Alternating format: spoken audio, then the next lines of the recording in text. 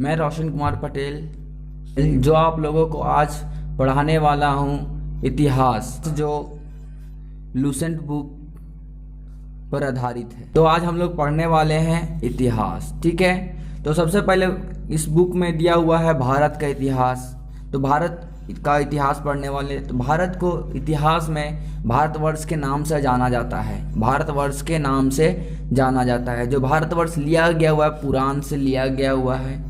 उत्तर में हिमालय से घिरा हुआ है, दक्षिण में समुद्र से घिरा हुआ है। यूनानियों ने इसे इंडिया नाम से संबोधित किया है और मुस्लिम शासकों ने इसे हिंद के नाम से संबोधित किया है। अब हम लोग पढ़ने वाले इतिहास 4 भाग में इस बुक में दिया हुआ है। तो सबसे पहले दिया हुआ है प्राचीन भारत, दूसरा जो है मध्यकालीन भारत, तीसरा जो है आधुनिक भारत, चौथा जो है विश्व इतिहास को पढ़ेंगे। सबसे पहले हम लोग पढ़ने वाले हैं प्राचीन भारत को। प्राचीन भारत पढ़ने के लिए हम लोग सबसे पहले पढ़ते हैं इतिहास जानने का स्रोत, ठीक है। इतिहास जानने का 4 स्रोत है। सबसे पहला धर्म ग्रंथ, पहला नंबर। दूसरा नंबर हो गया ऐतिहासिक ग्रंथ, तीसरा हो गया विदेशी यात्रियों का विवरण, ठीक है। धर्म ग्रंथ में हम लोग पढ़ने वाले हैं वेद को, दूसरा हो गया वेदांग, तीसरा हो गया पुराण, चौथा हो गया उपनिषद। ऐतिहासिक ग्रंथ में हम लोग पढ़ेंगे जातक, आगम, अष्टाध्यायी, राजतरंगिणी के बारे में। और विदेशी यात्री में हम लोग पढ़ेंगे चीनी यात्री, अरबी यात्री, यूनानी, रोमन यात्री के बारे में। और यहाँ पे जो चौथा नंबर था पुरातात्विक साक्ष्य, इसमें हम लोग जैसे स्तंभ, गुफा, सिक्कों के बारे में पढ़ेंगे। सबसे पहले हम लोग पढ़ते हैं धर्म ग्रंथ। सबसे प्राचीन धर्म ग्रंथ है वेद। वेद कितने हैं? वेद की संख्या 4 है। ऋग्वेद, यजुर्वेद, सामवेद, अथर्ववेद। इस वेद को लिखने वाले का नाम महर्षि वेदव्यास। ऋग्वेद में एक प्रश्न आता है, सबसे प्राचीन वेद कौन सा है? ऋग्वेद। और सबसे नया अथर्ववेद, ठीक है। ऋग्वेद को कहा गया है आयुर्वेद, यजुर्वेद को कहा गया धनुर्वेद, सामवेद को कहा गया गंधर्ववेद, अथर्ववेद को कहा गया है शिल्प वेद, ठीक है। तो हम लोग सबसे पहले इसमें पढ़ने वाले हैं ऋग्वेद को पढ़ेंगे। ये प्राचीन वेद है। इसमें कितने मंडल हैं? 10 मंडल हैं। और इसमें कितने सूक्त हैं? सूक्त मीन्स श्लोक। कितने श्लोक हैं? 1024 श्लोक हैं। और इस ऋग्वेद को पढ़ने वाले को हम लोग बोलते हैं होत्र। और इसमें कितने ऋचाएं हैं? 10,462 ऋचाएं हैं। ऋचाएं मीन्स रचना। इंद्र के लिए 250 रचनाएं हैं, अग्नि देवता के लिए 200 ऋचाएं हैं, ठीक है। अब 10 मंडल में हम लोग कुछ मुख्य मंडल को पढ़ेंगे। इसमें सबसे पहले तीसरा मंडल में क्या लिखा गया है? सूर्य देवता सावित्री को समर्पित है। सूर्य देवता सावित्री को समर्पित है, ठीक है। और जो 9वां मंडल है उसमें लिखा हुआ है हस्तलिखित को खील कहा जाता है। मतलब 9वें मंडल में जो हाथ से लिखा हुआ है उसको खील कहा जाता है, ठीक है। और 8वें मंडल में सोम देवता को समर्पित है। सोम देवता के बारे में लिखा हुआ है।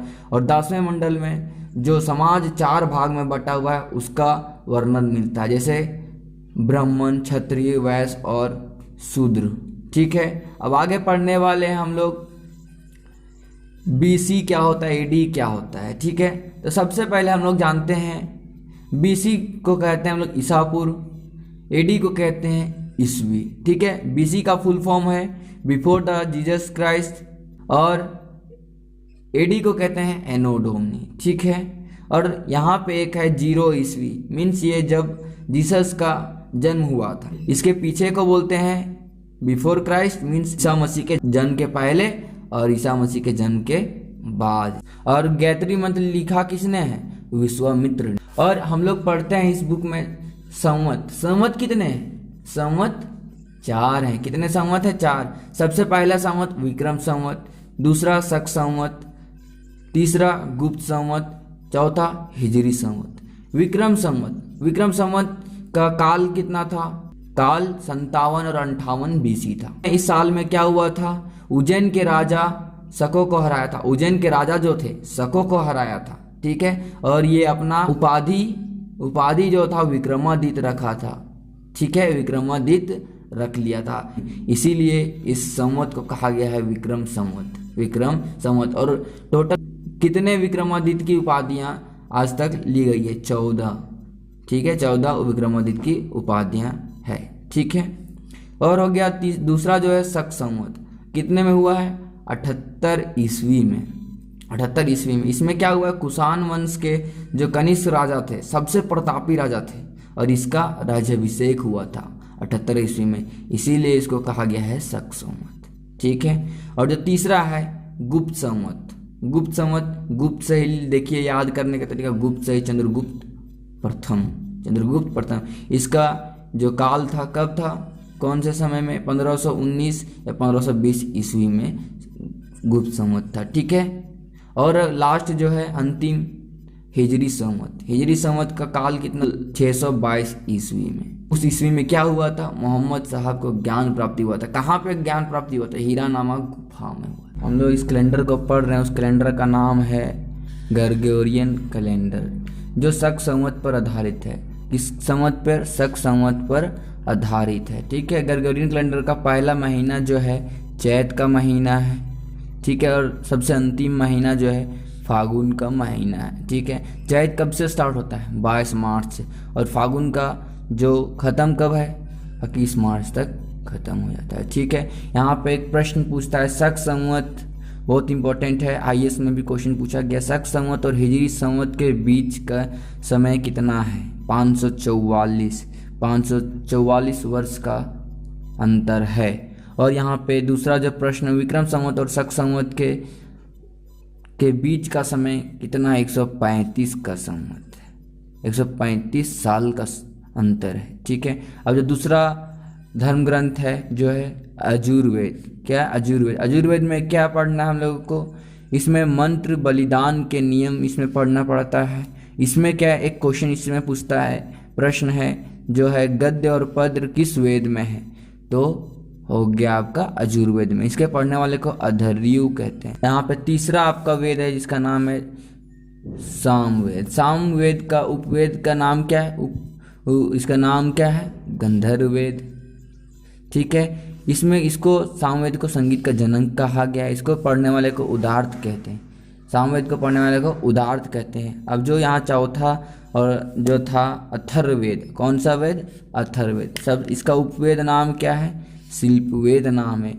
इसमें इसके पढ़ने वाले को ब्रह्मा कहते हैं, अथर्ववेद को पढ़ने वाले को ब्रह्मा कहते हैं। इसमें जादू टोना, विश्वास, अंधविश्वास, वशीकरण, विवाह, प्रेम के बारे में वर्णन है, ठीक है। और इसमें कन्या की निंदा की गई है। इसमें क्वेश्चन पूछता है, प्रश्न पूछता है, किस वेद में कन्या की निंदा की गई है? अथर्ववेद में कन्या की निंदा की गई है, ठीक है। और अथर्ववेद में किस देवता का वर्णन मिलता है? प्रजापति देवता का वर्णन मिलता है। इसके दो पुत्री थी, सभा और समिति, ठीक है। अब जो हम लोग पढ़ने वाले हैं धर्म ग्रंथ में, वेदांग पढ़ने वाले। वेदांग कितने हैं? 6 वेदांग हैं, शिक्षा, छंद, निर्युक्त, कल्प, व्याकरण, ज्योतिष। वेदांग क्या होते हैं? वेदांग वेद को भली भांति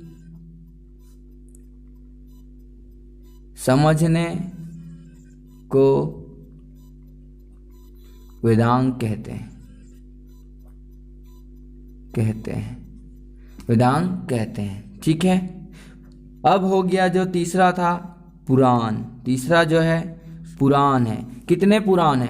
18 पुराण है, 18 पुराण है। वेदांग कितने हैं? 6, ठीक है।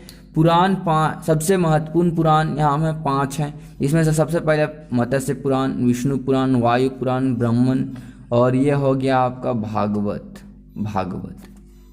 हो गया आपका भागवत, ठीक है। प्राचीन काल में सबसे प्राचीन पुराण कौन सा है? मत्स्य पुराण। इसमें किसके बारे में दिया गया है? आंध्र सतवाहन के बारे में दिया हुआ है। किसके बारे में इसका वर्णन है? सतवाहन। अब विष्णु पुराण में किसके बारे में? मौर्य वंश। इसको याद करने का तरीका क्या है? विष्णु अपने मुकुट पहनते हैं, उसमें किस में होता है? क्या होता है? मोर का पंख होता है। तो विष्णु जी के मुकुट में क्या है? मौर्य वंश, ठीक है। विष्णु पुराण में मौर्य वंश। वायु क्या है? वायु तो है लेकिन क्या है? दिखता नहीं, मतलब क्या है? गुप्त वंश। वायु पुराण में गुप्त रहता है, ठीक है। ब्राह्मण और भागवत, ठीक है। और सबसे पहले कौन आया? वेद, उसके बाद ब्राह्मण, उसके बाद आरण्यक, उसके बाद उपनिषद आया हुआ है। ठीक है, तो इसमें हम लोग सबसे पहले ब्राह्मण में पढ़ते हैं, एक शतपथ ब्राह्मण पढ़ते हैं। शतपथ ब्राह्मण में स्त्री को पुरुष का क्या बताया है? अर्धांगिनी। पूछेगा किस ब्राह्मण में स्त्री को पुरुष की अर्धांगिनी का। ठीक है, और उपनिषद, सबसे छोटी उपनिषद का नाम छंदोग्य, सबसे छोटी उपनिषद का नाम छंदोग्य, और सबसे प्राचीन भी उपनिषद है छंदोग्य। ठीक है, उपनिषद का मतलब होता है क्या बताइए? उप का मतलब होता है समीप, और मतलब है गुरु के पास बैठकर वेद की ज्ञान प्राप्ति, उपनिषद मतलब।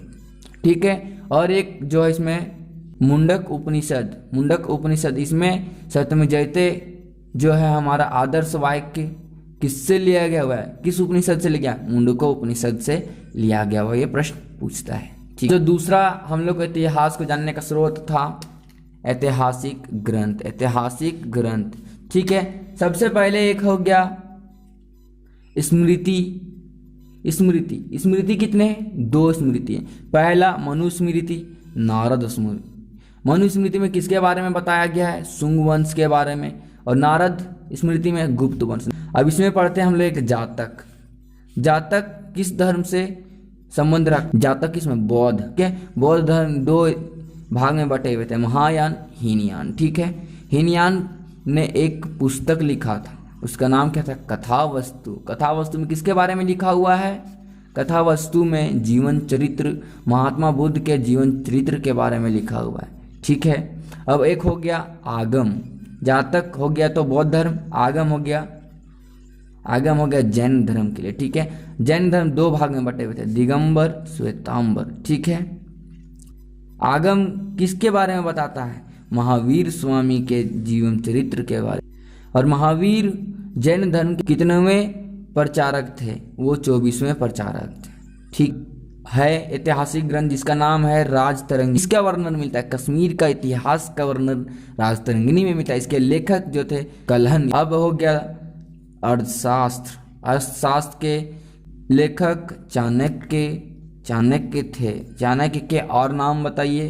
कौटिल्य, विष्णुगुप्त से भी चाणक्य जाने जाते थे। ठीक है, अर्थशास्त्र किस पे आधारित था? राजनीति पे आधारित था। ठीक है, और अर्थशास्त्र जो चाणक्य लिखे थे किस वंश के बारे में लिखे थे? चंद्रगुप्त मौर्य वंश के बारे में लिखे हुए थे। ठीक है, द प्रिंस जो है मैकियावेली। ठीक है, तुलना किसकी की गई है? द प्रिंस की तुलना अर्थशास्त्र से की गई है, जो मैकियावेली के द्वारा लिखा गया था। ठीक है, भारत में उसके बाद क्या हुआ? भारत और अरबों का आक्रमण हुआ। कहाँ पे हुआ था? सिंध में आक्रमण हुआ था। इसके बारे में चचनामा पुस्तक में लिखा गया है। चचनामा का लेखक कौन है? अली अहमद इसके लेखक। अब आगे जो पढ़ना है पुस्तक, जिसका नाम पुस्तक जो था अष्टाध्यायी, जिसके लेखक कौन है? पाणिनि को संस्कृत का पिता भी कहा गया है। ठीक है, और अष्टाध्यायी किससे संबंध रखता था? मौर्य वंश के संबंध में। ठीक है, और जो है अगला गर्ग संहिता के लेखक कौन है? कात्यायन है। ठीक है, और इसमें किसके बारे में लिखा हुआ? यमनों के आक्रमण पर यह आधारित है। ठीक है, और एक जो लास्ट है, अंतिम है, महाभाष्य के लेखक कौन? पतंजलि। ठीक है, पतंजलि। तो ये कौन थे? और ये महाभाष्य में किसके बारे में लिखा हुआ था? शुंगों के बारे में लिखा हुआ था। और पतंजलि एक पुरोहित थे, शुंगों के पुरोहित थे। ठीक है।